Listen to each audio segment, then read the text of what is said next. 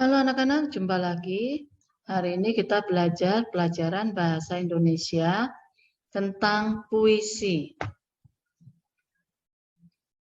Puisi adalah bentuk karya sastra yang menggunakan kata-kata indah dan kaya makna.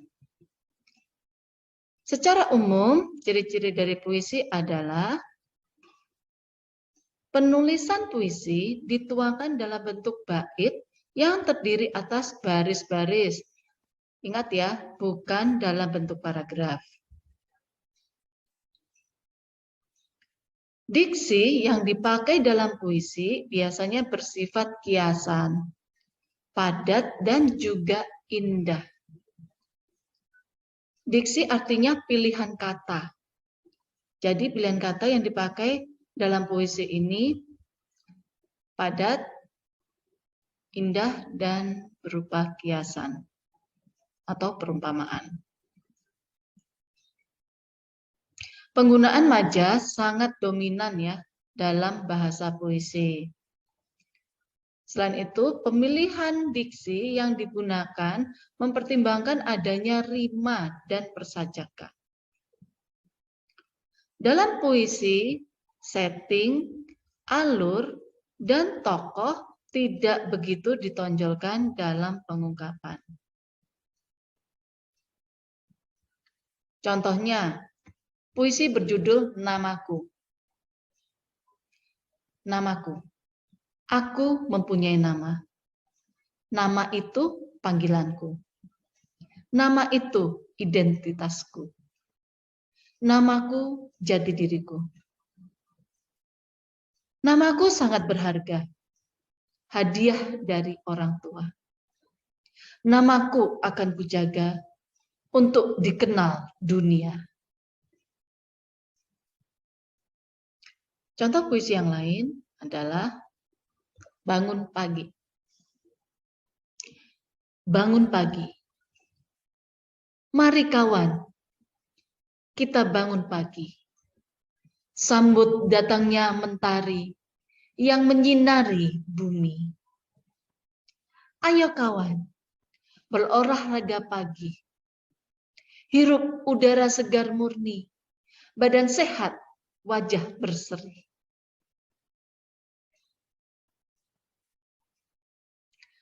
Puisi ada dua macam. Yang pertama adalah puisi lama. Ciri-ciri dari puisi lama adalah anonim atau tidak diketahui siapa dan juga nama penulis puisi.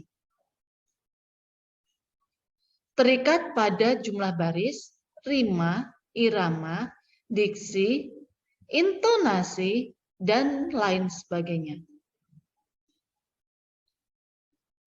Memiliki gaya bahasa yang statis atau tetap dan klise. Merupakan sastra lisan karena disampaikan dan diajarkan dari mulut ke mulut dan juga dari generasi ke generasi.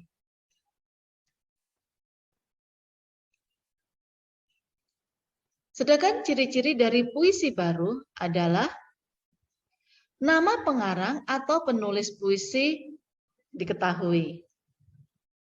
Tidak terikat jumlah baris, rima, dan irama. Memiliki gaya bahasa yang dinamis atau berubah-ubah. Puisi cenderung bersifat simetris atau tidak memiliki bentuk rapi. Lebih menggunakan sajak syair atau pola pantun. Puisi ini biasanya berbentuk 4 seuntai. Terdiri dari kesatuan sintaksis atau gatra. Pada setiap gatra terdiri dari 4 sampai 5 suku kata. Isi puisi baru umumnya berisi tentang kehidupan.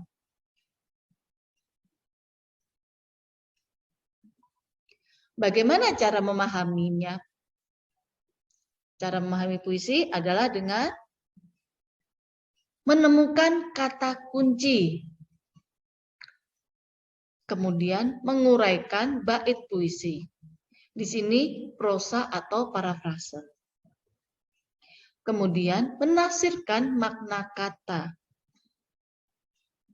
Mengaitkan puisi dengan dunia nyata. Dan mengerti arti kata dalam puisi. Apabila kita mengikuti langkah-langkah ini, maka kita akan dengan mudah memahami puisi tersebut. Sekarang bagaimana cara kita membuat puisi? Yang pertama, kita tentukan pengalaman yang paling menarik untuk dijadikan puisi. Yang kedua, tulislah pengalaman itu ke dalam baris-baris puisi dengan kata-kata yang indah dan padat.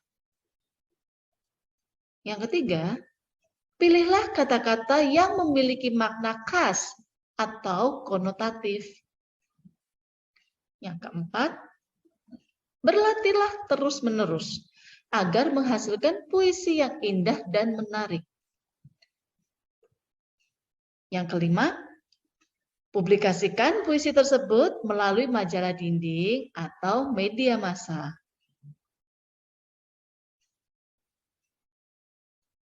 Contohnya, rumahku. Rumahku mungil, rumahku bersih. Rumahku indah, rumahku rapi. Ada taman di halaman depan. Berbagai bunga tumbuh di sana. Ku selalu berjanji, ku jaga, ku bersihkan rumahku, agar aku selalu nyaman hidup di situ.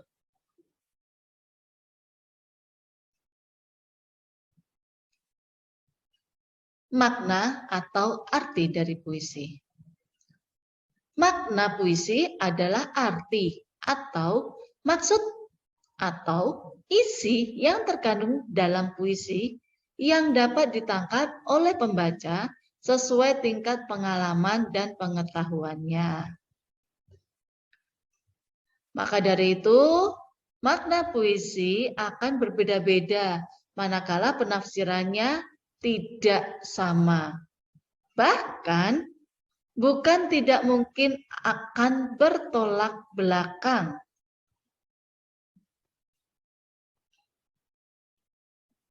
Bagaimana cara menjelaskan tema dan amanat?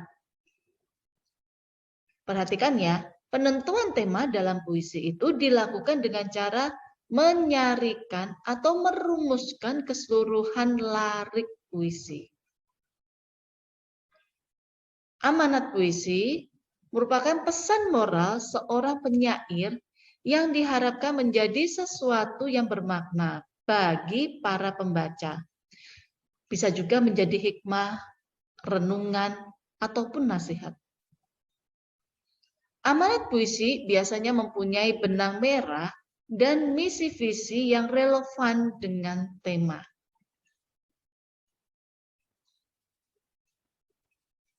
Bagaimana cara kita membaca puisi?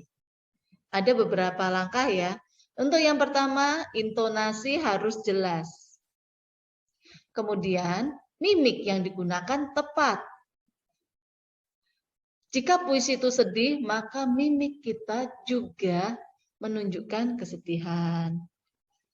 Jika bahagia, pastilah ekspresi kita juga bahagia. Kemudian, ingatlah bahwa bahasa tubuh haruslah tepat dengan puisi tersebut. Kemudian dalam membaca menggunakan rima. Setelah itu, pemenggalan atau jeda pada saat membaca haruslah tepat. Ada penekanan tertentu pada bagian puisi yang dibaca.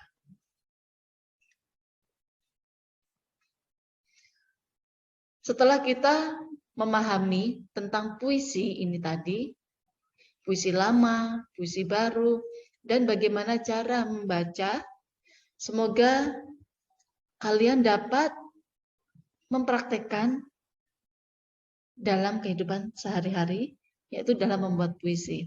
Selamat belajar dan selamat berkarya.